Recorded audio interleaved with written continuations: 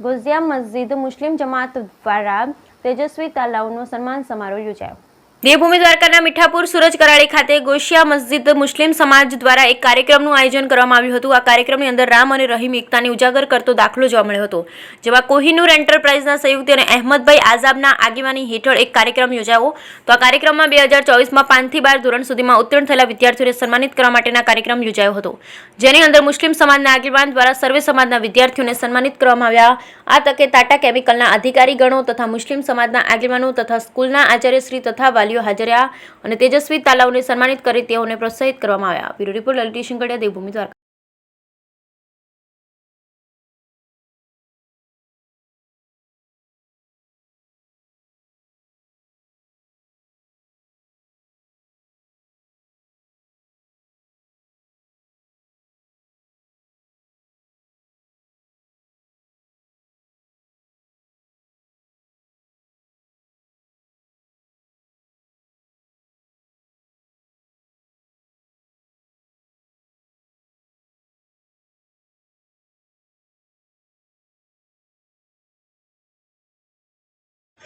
મારું નામ અનવરભાઈ કાસમભાઈ બ્લોચ।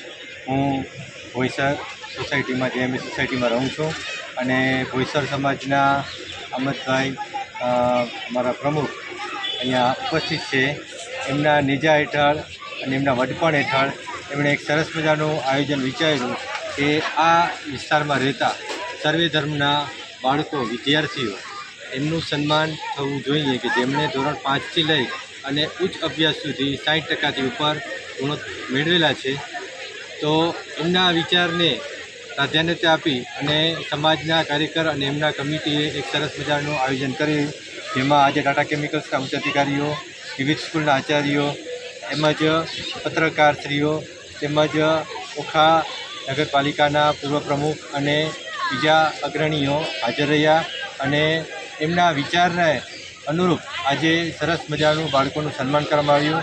સારી એવી ગિફ્ટ અને સર્ટિફિકેટ આપવામાં આવ્યા અને એમના વડપણ હેઠળ બાળકોને ખૂબ જ પ્રોત્સાહિત કરવામાં આવ્યા।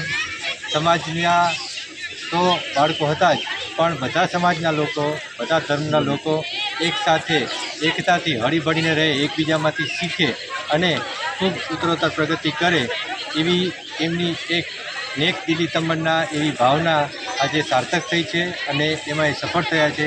આજનો કાર્યક્રમ ખૂબ જ સફળ થયો છે અને સમાજના દરેક સભ્યો, દરેક સમાજના દરેક સભ્યો અને વાલીગણે અને તેમજ બાળકોએ તેમને ખૂબ ખૂબ અભિનંદન પાઠવ્યા છે અને સમાજ એમનો આ કક્ષાએ ખૂબ ઋણી છે, આભારી છે। ધન્યવાદ। અમદભાઈ, આપ શું કહેશો? મારી દિલની તમન્ના હતી કે સર્વ ધર્મ ને છોકરાઓનું સન્માન જે તેજસ્વી તારલાઓ છે એનું મનમાં વિચાર આવ્યું એટલે મેં આ પ્રોગ્રામ ગોઠવ્યો છે। હિન્દુ મુસ્લિમ બંને છોકરાઓને આવડી દીધા છે। સારું।